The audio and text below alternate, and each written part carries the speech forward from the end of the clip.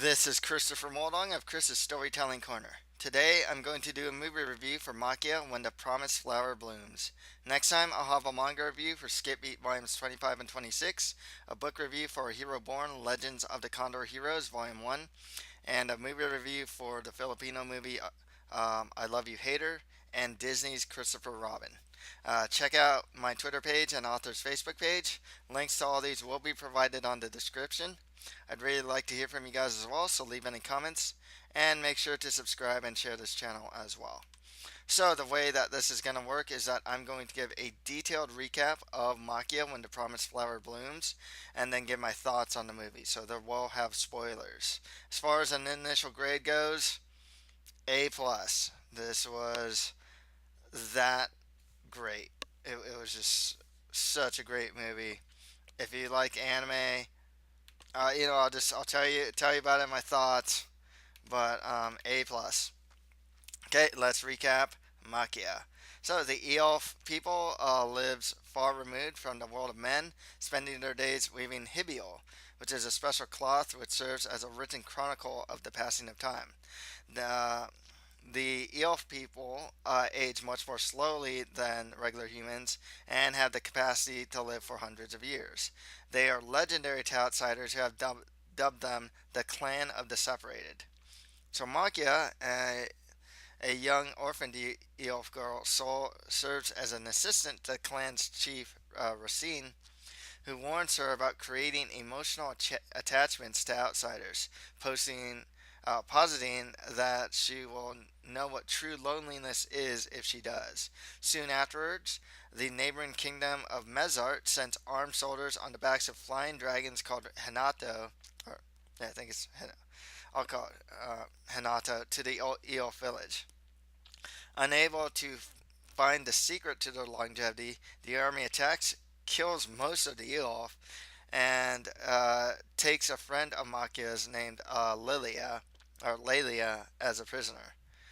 One of the Hanata pretty much goes berserk during the attack. Maybe they called it red-eyed. I think, and tangles in the Hibiol. It flees the village, dragging Maquia with him, who was also tangled in the fabric along with it.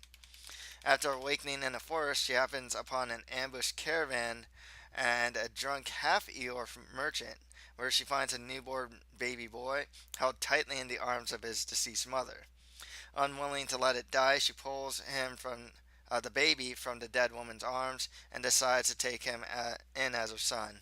She travels to the village of Helm, where a woman named Mito takes them in, raising them alongside her two sons, Lang and Deal. Maquia names her adopted son Ariel. And during this time, she's 15, if I'm not mistaken.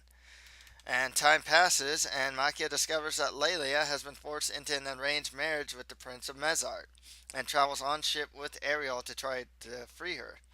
On the ship, she meets Krim, who's an old friend of hers from their homeland, who was Lelia's former boyfriend and Maquia's secret crush. And Krim is also seeking to free Lelia. Once in the capital of Mezart, the two and a number of other Eolf ambush a royal parade, and Maquia briefly frees Lelia, only to find that Lelia is pregnant with the prince's child. Maquia flees on Lelia's orders and avoids being captured. Actually, the one that helps her is the half Eorf. Krim, who's undeterred, resolves to continue trying to free Lelia and leaves Maquia behind. More time passes. Maquia and Ariel have moved to the Ironforge city of Dorail, where Maquia works as a waitress in a restaurant, and a teenage Ariel becomes more and more alienated from Maquia by the ever increasing difference in their parent ages, and he's a forge worker. She looks the same. He's getting older, obviously. Lelia, still in the palace, is a prisoner the royals have cast her aside because her daughter, Medmel, shows no signs of being an Eolf. One day, Ariel and Maquia happen to reunite with Lang, who's now a soldier in Mezart's army. Their meeting pushes Ariel and Maquia farther apart, driving Ariel to enlist in the army itself as well. Moments after he leaves, Maquia is kidnapped from her home by Krim. Um, Years later, Ariel has moved back towards the capital and marries Dita, who's a girl he knew in Helm. She is pregnant with their first child. Meanwhile, Krim has gathered the support of the surrounding nations to invade and overthrow Mezart, and he takes a still captive Maquia with him, trying to reach the palace in the battle. They're separated in the forest outside the capital, and after a brief encounter with Ariel, Maquia happens upon Ariel and Dita's home, where she finds Dita in labor. She helps deliver the baby as Ariel continues to fight and is wounded in the battle. Maquia searches for Ariel and finds him, offering him an emotional goodbye before making her way to the palace. After finally finding Layla in the palace, Krim tries to kill both her and himself by actually burning the place down, but he is shot by her guard Ezor and dies. A little thing about Ezor, man, that guy kind of has his own redemption story also. Um, he's killed a lot of Eorf and knows it. Ezor does not die. Krim dies. So Krim dies. Maquia takes the last living Hanato and flies away with Lelia. Little thing with that one is like this one just grew old and never really shown the will to fly again. Um, so they flew away with Lelia. Lelia was actually um, jumps out of the castle. She's finally able to reunite just briefly with Medmal. She tells her who she is, and then she jumps out of the castle. It looks like she's just going to commit suicide actually, and Maquia just kind of saves her without the Hanato. So we see him flying away. Many years later, Maquia returns to the village of Helm once again with the half Eorf merchant, finding Ariel as an aged man on his deathbed, and holds his hand as he dies. Leaving their home, she shoulders the pain of his loss, crying as she remembers the moments of her life she spent with him. She then rejoins the merchant and continues on the road, remarking to herself, despite the profound pain of loss, that loving her son brought her happiness. So, before we get into my thoughts on the movie, I'd like to plug my author's website at www.chrismaldon.com, and you can read a new blog post there every week. Also, do you like anime? Do you like action, adventure, fantasy, crazy characters, different worlds? Then buy my book, The Mustard Prince in the Condiment Kingdom, for just $4.99 via ebook on Amazon.com or on my author's website. Links to buy it will be provided on the page description. Please also make sure to subscribe to this channel, as that'd really help me out. So let's get on my thoughts. I'll start with some of the characters here, and then I'll talk about like everything else. Start with Maquia. Wow, one thing about a lot of the characters, it's got to be said, is you really see them grow, and by the time everything is said and done, you really feel for the characters. Maquia is no exception. When she was 15, got Ariel as a baby. I mean, she really was quite a child, you know. She kind of holds it down as time goes on. She gets a job and whatnot, and just really tries to support Ariel. And they have something of a bond, you know. She's always been very like just kind, somewhat innocent, you know, like she still kind of retains her innocence. Like even by the end of the movie, she's still somewhat. You can tell she's still that person in the beginning of the movie. She's still very kind and nice. Even so, has a little of this like I want to say innocence, but like a little more grown, a little more worldly, kind of knows the score. At first, she's just like, she experienced life in a sense with Ariel. Like, here's a baby. Whoa, I guess I'll take care of it. I don't really know how this works. And by the end, it's like, okay, Ariel's gonna die. It is what it is, you know? And there really is like a full circle. Not the whole movie. There's a whole full circle thing going on with a lot of the characters and what happens. Ariel, you know, when he started out young, man, he was just this rambunctious kid who loved his mommy, you know? And it's just kind of funny. You see him through adolescence, and you see him a little more grown and whatnot, it really is just like the life of someone, you know, living with their single mom in a sense. You know, he kind of grows to resent her a bit, but everything kind of just comes full circle. You know, he gets married. You know, he gets together with Dita, and then, you know, things kind of just go full circle. He loves his mom by the very end. He's always loved her. He can finally kind of admit it at the end. And but by then he's also like his own man. Now he's got to hold it down for his family. Lelia is a pretty tragic character. I mean, just she's the character that really, besides her, maybe Krim, but she gets it so bad. I mean, throughout the movie, she gets kidnapped, impregnated by a guy she obviously doesn't love or doesn't even seem to like very much. Is not even allowed to see her kid, and is just taken from her home. She has everything she wants, but or not really. You know, she has a material like she has material possession. You know, she lives in the castle and whatnot, but like, you know, she's miserable. And by the end, I mean, things kind of things. I wouldn't say they turn out well because like they turn out as best as they could for her, pretty much. You know what I mean? Well, you know, even that's hard to say now that I think about it because like her boyfriend dies like in front of her eyes and whatnot. She can't really see her kid. She had an ending, you know, that was at least not super horrible, I suppose.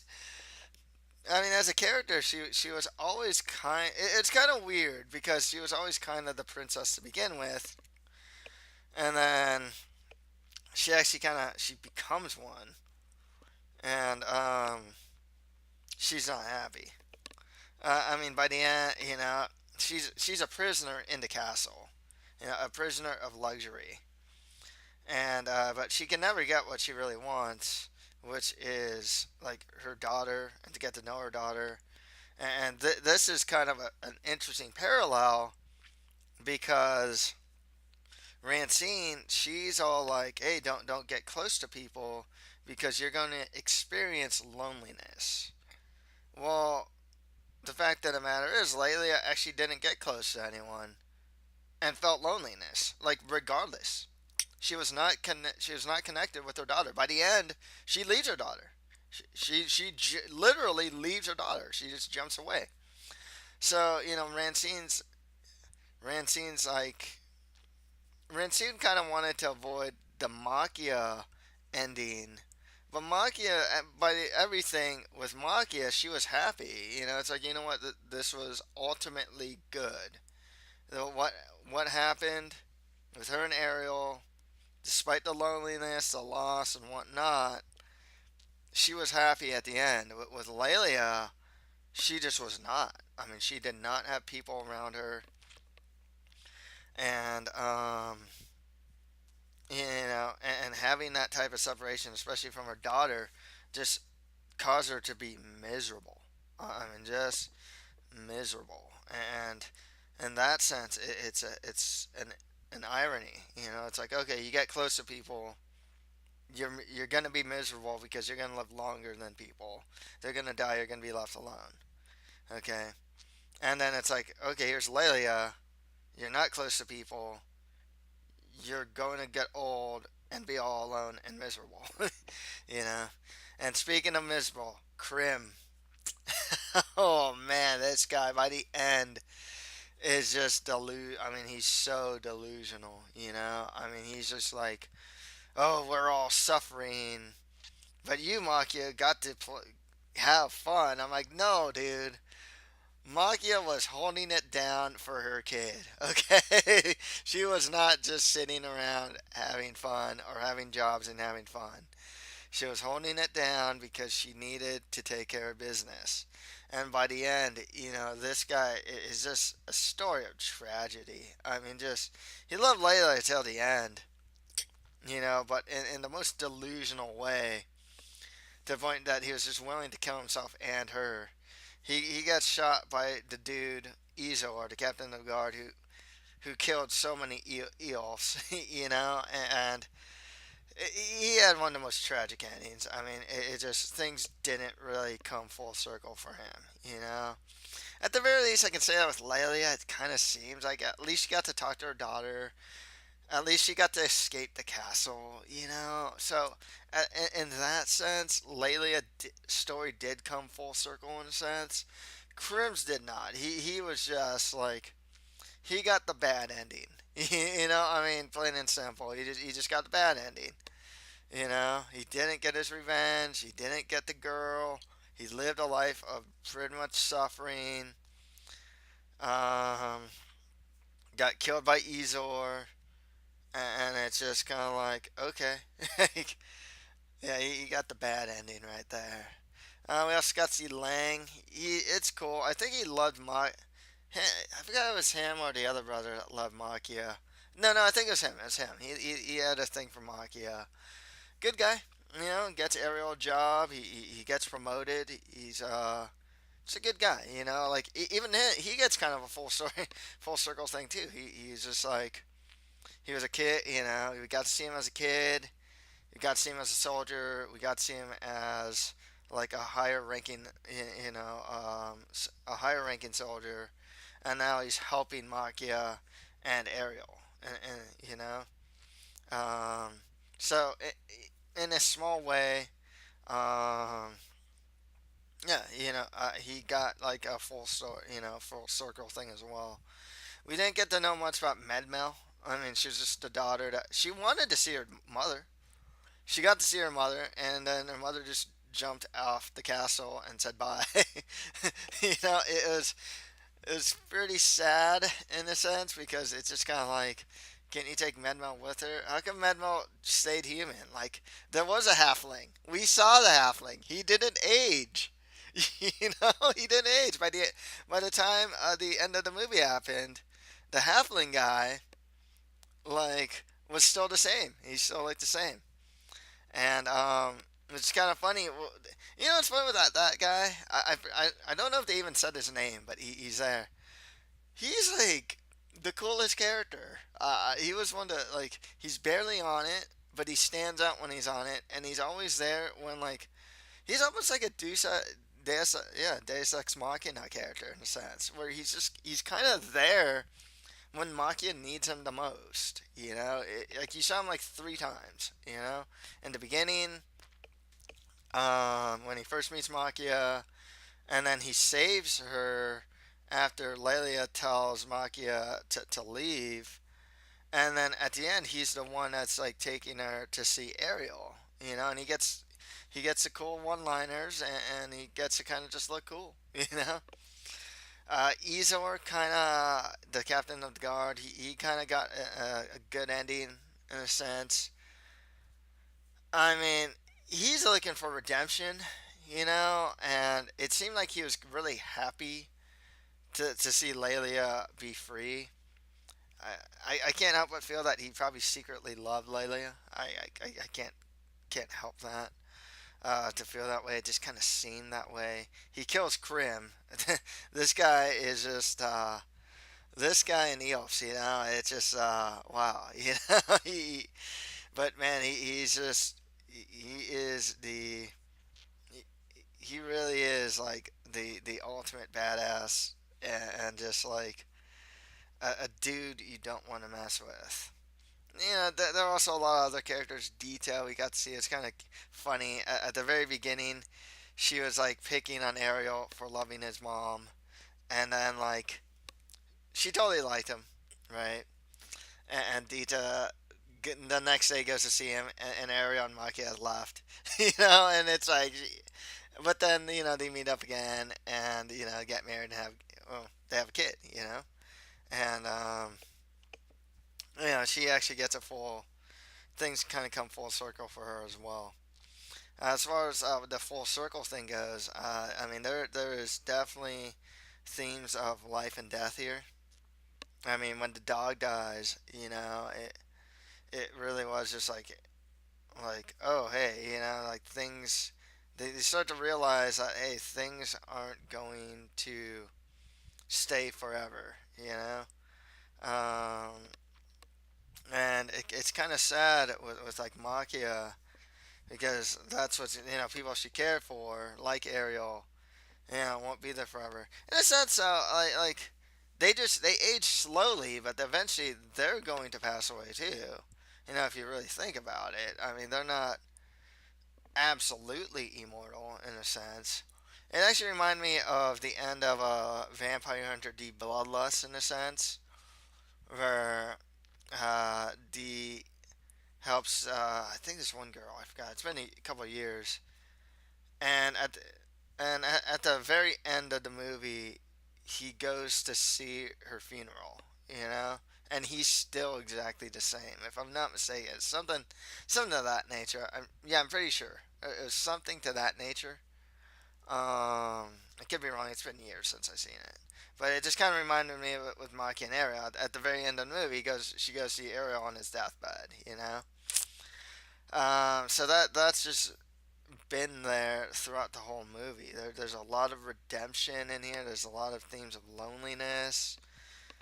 What it means to have human company around you, and what that means. What are the bigger ramifications of that, of caring for people? Hey, like Makia has to hold it down. She's got to work. Then Ariel's got to do it. Like when Dita gets pregnant. I mean, there's greater ramifications to caring for others. Um, and in the sense with Lelia, though, she really was in a position where she couldn't really care for others anymore. She's just stuck in her castle. And it's just kind of like, okay, that was bad too. The overall plot was really good. I mean, it really is a case when you first watch the movie. One thing is, I came in with no expectations. I didn't know what to think. I only read the synopsis. That was it. And I saw the picture, the poster. That's it.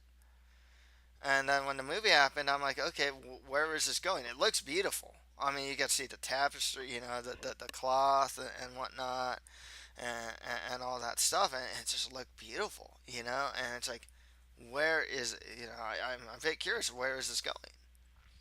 And then all of a sudden they get invaded, everyone dies, and then it becomes something of a slice of life meets fantasy, meets war, meets politics, meets tragedy. If anything, that at the very, in the sense, this movie's kind of a tragedy, but like it was just really good. It was really well done. I cared about everyone. I the atmosphere. The city itself was its own character. Mezart was its own character. The castle was its own character. You had the Hanato there that were there getting old. You know, they they were tools of destruction. Um, they were not cared for very well. That's the thing. They were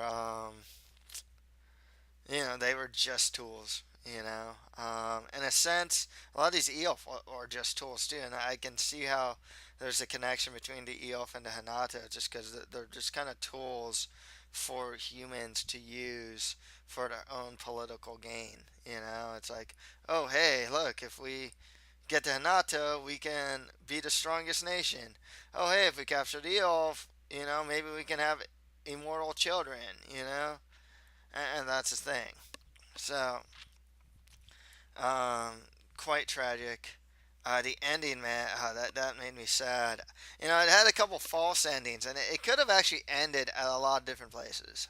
Uh, well, at the end, at like at the part where Ariel's on his deathbed, she's on his hands, and she says like, "Oh, I'm here," or like, "Welcome home," or something like that. And it could have just kind of ended there, and it just they had to go full tearjerker here, and just like the memories of them together and whatnot, and then she finally goes away, and then that's where it ends, and it ended well, like I said, full circle. Ariel's life, you got to see most of Ariel's life, at least the most interesting parts of it, you got to see most of again Maquia's life. Um, and that's the thing, things just kind of go full circle throughout this movie. And like I said, this movie A+. Watch this movie. If you like anime movies, watch this movie. It was one of the best anime movies I have seen in a long time. Um, Check it out when you can. So that's all for today. If you like this, don't forget to subscribe, share, and comment to this channel. Thank you for listening to this movie review. Next time, I will have a manga review for Skip Beat Volumes 25 and 26, a book review for A Hero Born, Legends of the Condor Heroes 1, and a movie review for I Love You Hater and Disney's Christopher Robin. Thank you, and until next time.